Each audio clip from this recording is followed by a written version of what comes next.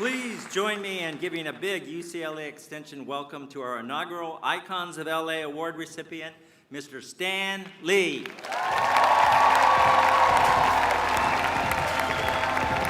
Thank you. First of all, I hate Dean Smoots. He said my whole speech, all the things he said I was going to say. So I sit here before you, hopeless, worried. What can I possibly do to make... I didn't really mean that, Dean. I spent quite a lot of time writing a 25-page speech that I could give you.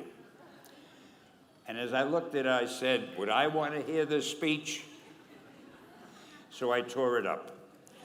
So I stand here now, defenseless, with nothing except to tell you, I think you're all great. The fact that you're taking the courses you're taking, you're trying to help, to add to what you already know, to make yourselves better workers, better contributors.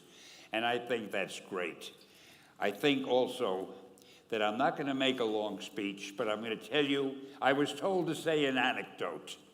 Anecdotes are easy. So I thought to myself, what kind of anecdote can I tell these people who really have more important things to do? And I figured I'm going to tell you how Spider-Man came into being. It's a true story, although sometimes it's hard even for me to believe it. But we had already done the Fantastic Four, and I think maybe the X-Men, I can't remember the order, but my publisher came to me and he said, Stan, I want you to come up with another superhero. So I said, okay, went home, and when my publisher said do something, I'd better do it because I wanted to keep my job. I thought, what can I come up with now? And the most important thing in a superhero at first is the superpower. Once you get that, everything else comes along. So I thought, what power will I give a new guy? And I saw a fly crawling on the wall. And I said, hey, if I could get a superhero that could stick to walls and crawl on them, man, that would be cool. And no, I'm lying to you. I don't think the word cool was in use then. I probably said it'll be groovy. I'll never lie to you. So I thought that was good. Now I needed a name. So I said, well, let's see, Fly Man, Mosquito Man. I got down to Spider-Man. Spider-Man. It just sounded dramatic. So, okay, I had my hero. I had his power, his name. And then I figured, just for fun, I'm going to give him personal problems. Because except for you people who that your lives are perfect, but most other people have personal problems. And then I thought I'd make him a teenager, because there were no teenage superheroes that I knew of at the time. So armed with all that wonderful material, those great ideas, I ran into my publisher's office and I told him. This was my reaction, the reaction he gave me. Stan, that is the worst idea I have ever heard. First of all, and he started to give me his, because he's a very logical man, very intellectual.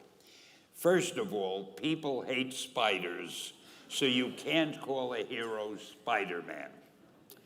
You want him to be a teenager? Teenagers can only be sidekicks.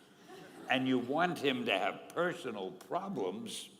Stan, don't you know what a superhero is? They don't have personal problems. Well, I left the office disappointed, but obviously a much wiser man. And I couldn't get Spider-Man out of my system. So we were about to kill a magazine. I think it was called Amazing Fantasy. It wasn't selling well, and we were sending the last issue to press. When you do the last issue of a magazine, nobody cares what you put in it because the book is dying. Just to get it out of my system, I put Spider-Man in Amazing Fantasy, feature him on the cover, forgot about it. A month later, all the sales figures came in. My publisher came racing into my office. Stan, you remember that character we both loved so much, Spider-Man? He said, let's do him as a series. Now, why am I telling you this? Besides the fact that I have to kill a little time. If you have an idea that you genuinely think is good, don't let some idiot talk you out of it.